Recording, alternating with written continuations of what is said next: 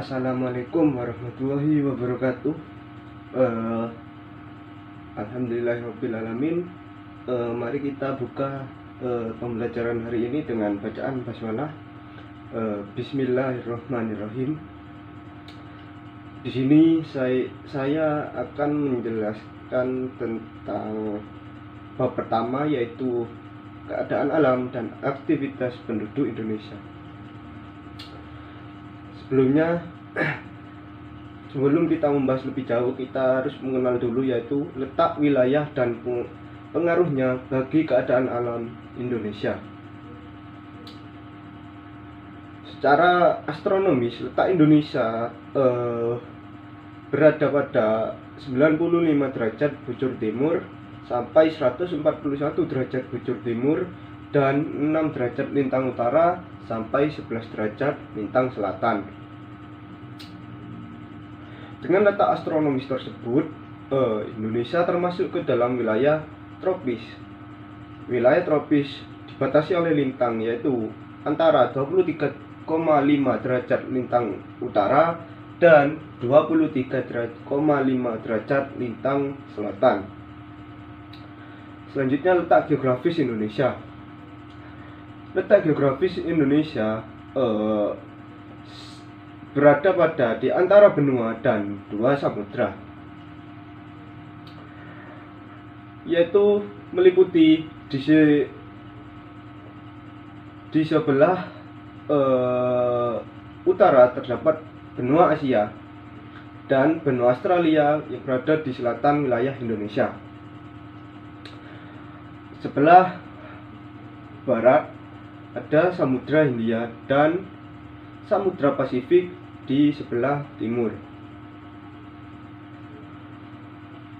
Batas-batas wilayah Indonesia meliputi di sebelah utara Indonesia berbatasan dengan Malaysia, Singapura, Brunei, Filipina, dan Laut Cina Selatan.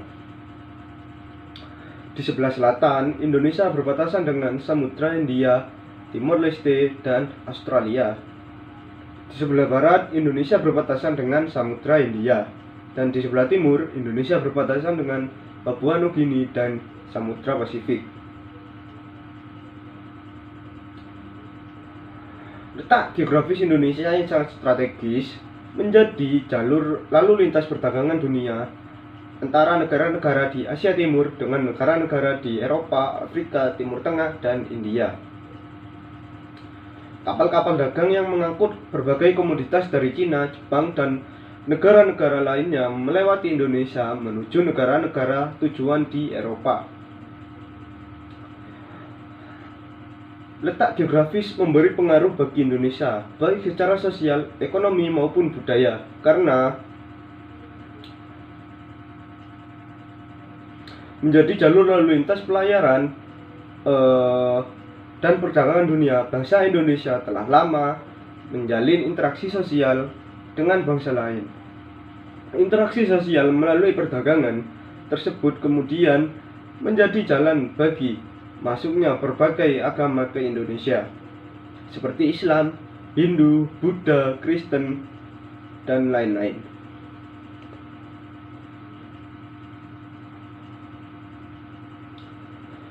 Keadaan alam di Indonesia. Keadaan alam di Indonesia dikelompokkan menjadi dua bagian, yaitu keadaan fisik wilayah serta keadaan flora dan faunanya. Keadaan fisik wilayah terdiri atas keadaan iklim dan keadaan bentuk permukaan bumi atau kondisi fisiografisnya, yang kemudian akan menentukan jenis tanahnya.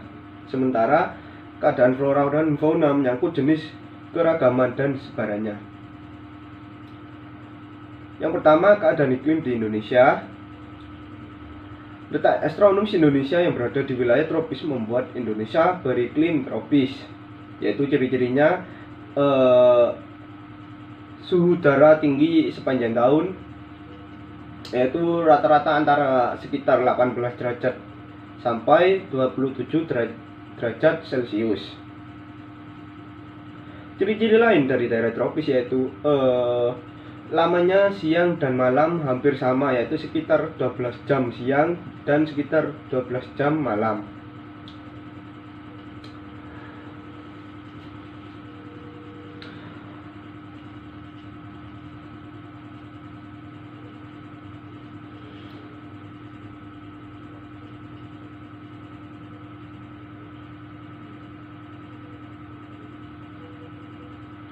di Indonesia hanya memiliki dua cuaca, yaitu musim hujan dan musim kemarau. Musim hujan sendiri di Indonesia biasanya berada periode sekitar mulai Oktober sampai bulan April, yaitu ketika angin muson yang bergerak dari Samudra Pasifik menuju wilayah Indonesia dibelokkan oleh gaya Coriolis sehingga berubah arahnya menjadi angin barat atau disebut angin muson barat.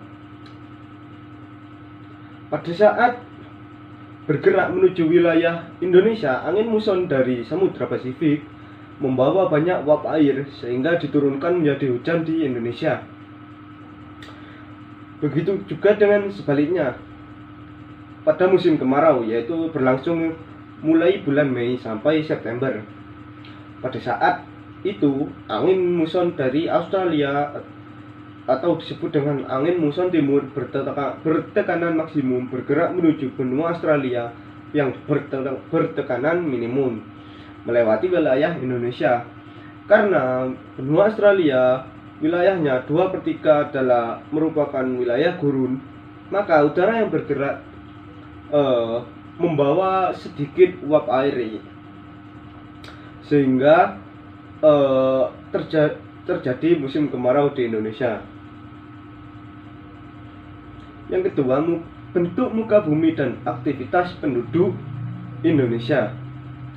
Indonesia memang terdiri dari belasan ribu pulau, baik berukuran besar dan berukuran pulau-pulau kecil. Wilayah lautannya lebih luas dan daripada wilayah daratannya. Secara umum, setiap bentuk muka bumi menunjukkan pola aktivitas penduduk yang berbeda antara satu daerah dengan daerah yang lainnya. Adapun daerah-daerah di Indonesia meliputi dataran rendah. Dataran rendah adalah bagian dari permukaan bumi dengan ketinggian antara 0 sampai 200 meter di atas permukaan air laut. Di daerah dataran rendah,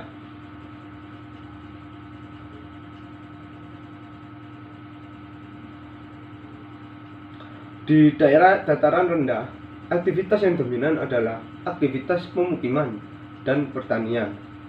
Di daerah ini biasanya terjadi aktivitas pertanian dalam skala luas dan pemusatan penduduk yang lebih besar. Di Pulau Jawa, penduduk memanfaatkan lahan dataran rendah untuk menanam padi, sehingga Pulau Jawa menjadi sentra penghasil padi terbesar di Indonesia. Beberapa alasan terjadinya aktivitas pertanian dan pemukiman di daerah dataran rendah adalah: yang pertama, di daerah dataran rendah, penduduk mudah melakukan pergerakan dan mobilitas dari suatu tempat ke tempat yang lain. Yang kedua, di daerah dataran rendah, banyak dijumpai lahan subur karena biasanya berupa tanah hasil endapan yang subur atau disebut dengan tanah aluvial. Yang ketiga, di dataran rendah dekat dengan pantai sehingga banyak penduduk yang bekerja sebagai nelayan. Yang keempat, daerah dataran rendah memudahkan penduduk untuk berhubungan dengan dunia luar melalui jalur laut. Dengan berbagai keuntungan tersebut, banyak penduduk bermukim di daerah dataran rendah. Pemusatan penduduk di daerah dataran kemudian berkembang menjadi daerah perkotaan. Sebagian besar daerah perkotaan di Indonesia, bahkan dunia, terdapat di daerah dataran rendah. Aktivitas pertanian di Indonesia pada umumnya adalah aktivitas pertanian lahan basah. Aktivitas pertanian lahan basah dilakukan di daerah yang sumber airnya cukup tersedia dan mengairi lahan pertanian. Yang kedua yaitu daerah bukit dan perbukitan. Bukit adalah bagian dari permukaan bumi yang tingginya lebih tinggi dibanding daerah yang lain. Ketinggiannya berkisar antara 600 meter di atas permukaan air laut. Perbukitan sendiri berarti kumpulan dari sejumlah bukit dan suatu wilayah tertentu. Di daerah perbukitan, aktivitas pemukiman tidak seperti di daerah dataran rendah. Pemukiman tersebar pada daerah-daerah tertentu atau membentuk kelompok-kelompok kecil. Penduduk memanfaatkan lahan datar yang luasnya terbatas di antara perbukitan. Pemukiman umumnya dibangun di kaki atau lembah perbukitan karena biasanya di tempat tersebut ditemukan sumber air berupa mata air atau sungai. Aktivitas pertanian di daerah perbukitan pada umumnya pertanian lahan kering. Pertanian lahan kering merupakan pertanian yang dilakukan di wilayah yang pasokan airnya terbatas atau hanya mengandalkan air hujan. Istilah pertanian lahan kering sama dengan ladang atau huma yang dilakukan secara menetap maupun berpindah-pindah seperti di daerah Kalimantan.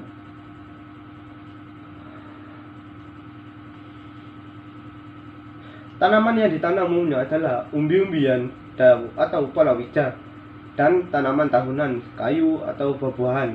Pada bagian lereng yang masih landai dan lembah perbukitan, sebagian penduduk memanfaatkan lahannya untuk menanam padi. Yang ketiga, daerah dataran tinggi. Dataran tinggi adalah daerah datar yang memiliki ketinggian lebih dari 400 meter di atas permukaan air laut. Daerah ini memungkinkan mobilitas penduduk yang berlangsung lancar seperti halnya di daerah dataran rendah. Oleh karena itu, beberapa daerah dataran tinggi di Indonesia berkembang menjadi pemusatan ekonomi penduduk. Contohnya seperti dataran tinggi Bandung. Aktivitas pertanian juga berkembang di daerah dataran tinggi. Di daerah ini, sebagian penduduk menanam padi dan beberapa jenis sayuran. Sebagian penduduk yang tinggal di daerah dataran ini sedikit lebih panas memungkinkan penduduk menanam padi dan cabai. Gunung dan pegunungan. Gunung adalah bagian dari permukaan bumi yang menjulang lebih tinggi dibandingkan daerah yang lain. Biasanya bagian yang menjulang atau membentuk puncak-puncak dengan ketinggian 600 meter di atas permukaan air laut. Indonesia memiliki banyak gunung berapi dan ciri-ciri gunung berapi yang aktif adalah adanya aktivitas kegunung-apian seperti semburan gas, asap, dan lontaran material dari dalam gunung berapi. Di Indonesia, sebagian besar gunung berapi tersebar di sepanjang Pulau Sumatera, Jawa, Nusa Tenggara. Gunung berapi juga sebagian besar ditemukan di Pulau Sulawesi dan Maluku.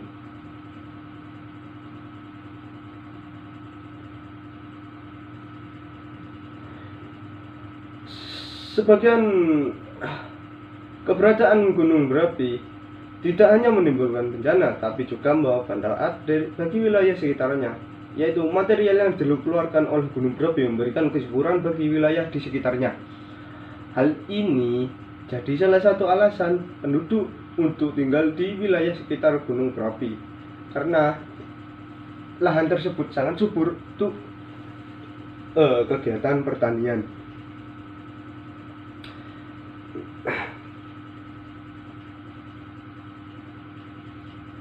Tiga adalah kegiatan flora dan fauna. Indonesia memiliki keragaman flora dan fauna yang sangat besar. Fauna Departemen Kehutanan dan Perkebunan pada tahun 1999, jumlah spesies tumbuhan di Indonesia mencapai 8.000 spesies yang sudah teridentifikasi, dan jumlah spesies hewan mencapai 2.215 spesies. Spesies hewan terdiri dari 515 mamalia, 60 reptil, 1519 burung, dan 121 macam kupu-kupu. Fauna di Indonesia dapat dikelompokkan menjadi 3 corak yang berbeda, yaitu fauna bagian barat, fauna tengah, dan fauna bagian timur. Garis yang memisahkan fauna Indonesia bagian barat dan tengah dinamakan garis Wallace, sedangkan garis yang memisahkan fauna Indonesia bagian tengah dan Indonesia bagian timur dinamakan garis Weber. Fauna bagian barat memiliki ciri atau tipe seperti halnya fauna Asia, sehingga disebut tipe Asiatis. Fauna bagian timur memiliki ciri dan tipe mirip dengan fauna yang hidup di benua Australia, sehingga disebut tipe Australis. Fauna bagian tengah merupakan fauna peralihan yang ciri atau tipenya berbeda dengan fauna Asiatis maupun Australis. Fauna Faunanya memiliki ciri tersendiri dan tidak ditemukan di tempat lainnya di Indonesia. Fauna tipe ini disebut fauna endemik. Flora di Indonesia ternyata dapat dibedakan menjadi dua kelompok besar, yaitu Indo-Malayan dan Indo-Australian. Kelompok Indo-Malayan meliputi kawasan Indonesia Barat. Pulau-pulau yang masuk ke dalam kelompok ini adalah Pulau Sumatera, Kalimantan, Jawa, dan Bali. Kelompok Indo-Australian meliputi tumbuhan yang ada di kawasan Indonesia Timur. Pulau-pulau yang termasuk dalamnya adalah Nusa Tenggara, Maluku, dan Papua. Berbagai jenis flora tersebut telah dimanfaatkan untuk memenuhi kebutuhan manusia, baik sebagai bahan furnitur dan bahan bangunan dan bahan makanan dan lain-lain. Keanekaragaman flora dan fauna di Indonesia tentunya perlu kita syukuri dan menjaga dan melestarikannya. Jika tidak, flora dan fauna tersebut akan terancam punah. Bangsa Indonesia tentu akan mengalami banyak kerugian karena flora dan faunanya tersebut memiliki fungsi dan peranan masing-masing di alam. Yang terakhir yaitu adalah konektivitas antar ruang. Menurut Sumaatmaja, ruang adalah tempat di permukaan bumi, baik secara keseluruhan maupun hanya sebagian. Ruang tidak hanya sebatas utara yang bersentuhan dengan permukaan bumi, tetapi juga lapisan atmosfer terbawah yang memengaruhi permukaan bumi. Ruang juga mencakup perairan yang ada di permukaan bumi, yaitu meliputi laut, sungai, dan danau. Dan di bawah permukaan bumi, yaitu air tanah, sampai kedalaman tertentu. Ruang juga mencakup lapisan tanah dan batuan, sampai pada lapisan tertentu yang menjadi sumber daya bagi kehidupan. Berbagai organisme atau makhluk hidup juga merupakan bagian dari ruang. Tidak ada satupun ruang atau tempat yang persis sama dengan tempat yang lainnya. Perhatikanlah sekeliling kamu dan bandingkan dengan tempat yang lainnya. Dilihat dari keadaan fisik, tanah, air, batuan, tumbuhan, dan hewan, maupun keadaan masyarakatnya, masing-masing memiliki perbedaan. Perbedaan karakteristik ruang biasanya juga diikuti oleh perbedaan sumber daya yang dihasilkannya. Karena itu, tidak ada satupun ruang yang mampu memenuhi seluruh kebutuhannya sendiri. Setiap ruang atau tempat memerlukan sumber daya dari tempat atau ruang yang lain. Dari sinilah terjadilah hubungan konektivitas antara satu ruang dengan ruang yang lainnya. Seperti ini contohnya. Yang pertama, salah satu kebutuhan hidup yang mendasar pada saat ini adalah kebutuhan bahan bakar minyak. Tidak semua daerah di Indonesia menghasilkan bahan bakar minyak. Agar kebutuhan tersebut terpenuhi, bahan bakar minyak didatangkan dari daerah penghasil minyak ke daerah yang lain. Maka terjadilah konektivitas atau saling ketergantungan antara daerah penghasil bahan bakar minyak dan daerah yang tidak dapat menghasilkannya. Penduduk kota yang kedua yaitu penduduk kota menghasilkan berbagai produk industri seperti pakaian, kendaraan, barang-barang elektronik, dan lain-lainnya. Penduduk desa tidak dapat menghasilkan produk-produk tersebut sehingga mereka pergi ke kota untuk memperoleh barang-barang tersebut. Sebaliknya, penduduk kota tidak menghasilkan bahan-bahan pangan sehingga mereka memperolehnya dari penduduk desa. Akibatnya ada aliran barang yang dari desa ke kota dan dari kota ke desa. Yang ketiga yaitu contoh lapangan pekerjaan banyak tersedia di kota, sedangkan di desanya terbatas pada sektor pertanian. Banyak penduduk desa yang bepergian ke kota untuk bekerja dan mencari pekerjaan. Konektivitas antar ruang mencakup seluruh aspek dan bidang kehidupan seperti ekonomi, sosial, budaya, pendidikan, dan politik. Hal ini terjadi karena manusia selalu memerlukan manusia lainnya untuk memenuhi seluruh kebutuhan hidupnya. Sekian pelajaran hari ini. Semoga menjadi ilmu yang bermanfaat. Mohon maaf apabila ada salah. Wabillahi taufik wal hidayah. Wassalamualaikum warahmatullahi wabarakatuh.